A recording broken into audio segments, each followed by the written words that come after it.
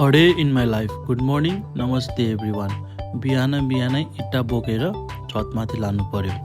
बाबा टिप्दै हुनुहुन्थ्यो तरकारी अनि म चाहिँ गएँ जिमतिर। बिहानै इट्टा बोकेको थिएँ, सो वार्म अप गरिनँ मैले अनि डाइरेक्ट मेरो लेगको एक्सर्साइज र ब्याकको एक्सर्साइज थियो।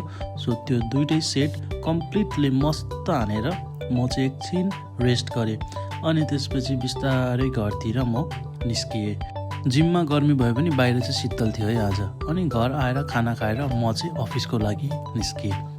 अफिसमा गएर एकछिन केटाहरूको कामहरू हेरेँ, आफू पनि काम गरेँ अनि हाम्रो पनि भिजिटिङ कार्डहरू बनाउनु पर्ने थियो।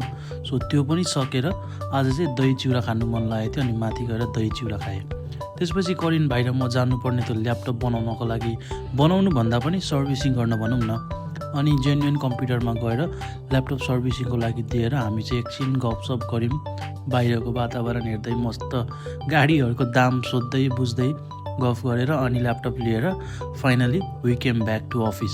अफिस आएको ठ्याक्क अर्जुन सर पनि आइराख्नु भएको रहेछ अनि हाम्रो साथी सौरभ धेरै दिनपछि अफिस आयो है, वेलकम ब्याक।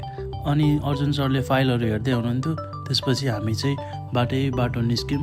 एकदम शीतल थियो बेलुका अनि बाटोको मजा लिँदै म चाहिँ घर आएँ। Good night.